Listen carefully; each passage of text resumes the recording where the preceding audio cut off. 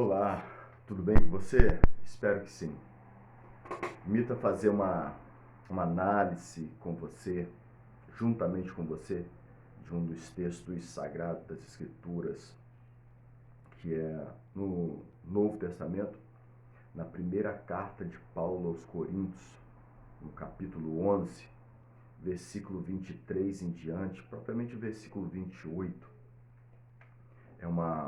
Hoje muito usado nas celebrações da ceia do Senhor.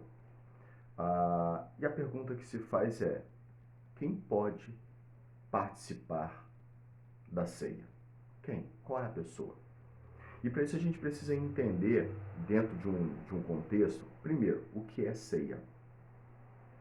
O que é a ceia? Como ela foi instituída e como ela era servida.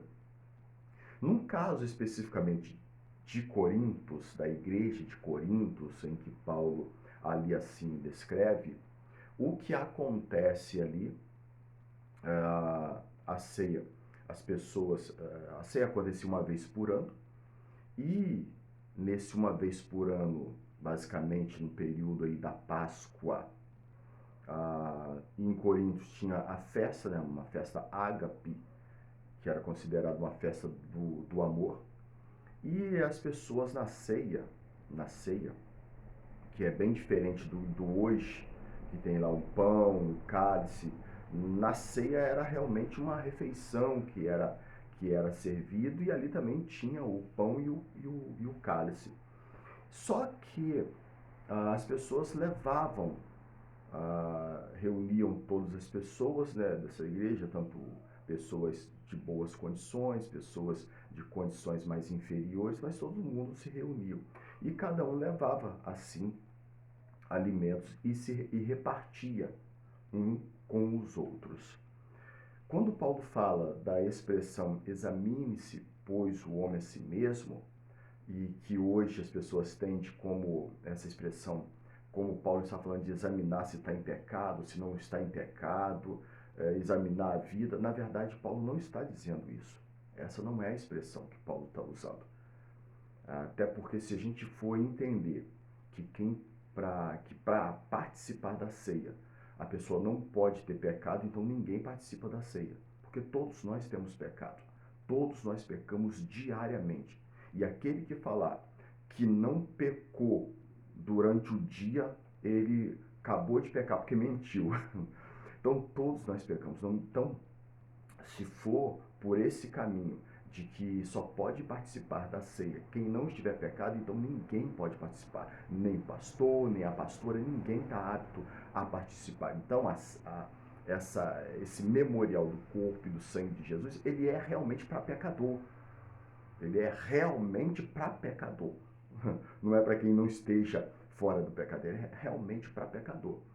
Só que no contexto de Coríntios, que Paulo fala, usa ali como examine-se, pois, o homem a, a si mesmo, é porque muitas pessoas que iam para essa ceia não estavam mais repartindo com os outros, não estavam mais repartindo. E Paulo chama a atenção exatamente sobre isso, do repartir, do esboçar o amor um para com o outro. E aí surge a expressão, examine-se o homem a si mesmo. E o homem, essa palavra homem, ela é generalizada. É tanto homem, mulher, ou seja, ela é uma palavra que abrange todas as pessoas.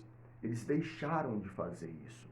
Eles começaram a perder o amor ao próximo. E cada um levava a, o seu próprio pão, a sua própria refeição, e cada um comia ali sem repartir nada com ninguém.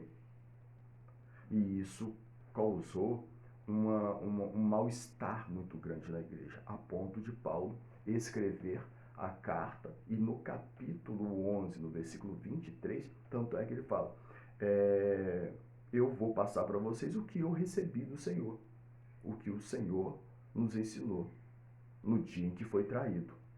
Então, Aí ele faz a referência ali de quê? A referência da ceia que o Senhor tinha feito antes dele ser entregue. Note que antes, na semana que antecede a, a traição de Jesus, a entrega de Jesus, o sacrifício de Jesus, ele reuniu, fez essa ceia, e a mesma coisa que acontece ali, acontece em Corinto, a mesma coisa. As pessoas levam, todos lá repartiu, tanto é que a expressão e depois de ceiar, ou seja, depois, a ceia, essa palavra ceia significa jantar. Então a gente já tem um problema sério aí, porque hoje se fazem ceia de manhã. No contexto mesmo, ceia ela é à noite, porque se trata de uma janta. Então hoje não se tem a questão de ceia, é o ato do memorial de Cristo. O memorial, sim. O memorial pode ser feito de manhã, pode ser feito à tarde, pode ser feito à noite, independente. É o memorial. O que é o memorial? É o ato do simbolismo do pão, que simboliza o corpo, e do sangue, que simboliza, e do suco de uva, que simboliza o sangue. Esses dois elementos tipificam ali o sacrifício de Cristo, ou seja, trazendo em memória o sacrifício de Cristo. E aí pode ser feito em qualquer horário, independente. Mas se falarmos de ceia, a palavra ceia significa jantar, e aí só poderia ser feito à noite. Então, e assim tanto é que Jesus reúne, faz com eles ali, e a expressão e depois de cear, depois dessa janta, Jesus pega o pão e pega o cálice e faz o memorial. E aí, tanto é que ele usa a expressão, fazeis isso todas as vezes que fizeres, em memória de mim. Em memória de quê? Do sacrifício, daquilo que eu vou fazer daqui a pouco mais por vocês. E quando chega na questão de Corintos, essa janta que se ia, essas refeições que se levavam, aqueles que tinham mais condições levavam, mas não repartiam mais. Não repartiam, perdia-se ali o amor. Então, Paulo chama a atenção de Coríntios, chama a atenção dessa igreja para voltar a esse conceito, a utilização desse conceito, entender que aquela reunião ali era uma reunião para que todos pudessem compartilhar do pão um para com os outros. Então, Paulo não está fazendo menção ali de quem está em pecado ou de quem não está em pecado. Paulo está fazendo menção ali de amor ao próximo.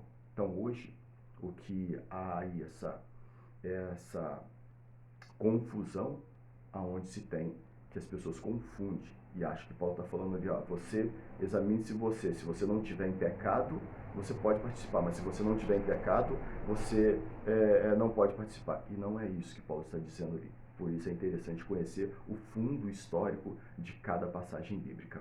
Um abraço, que Deus te abençoe.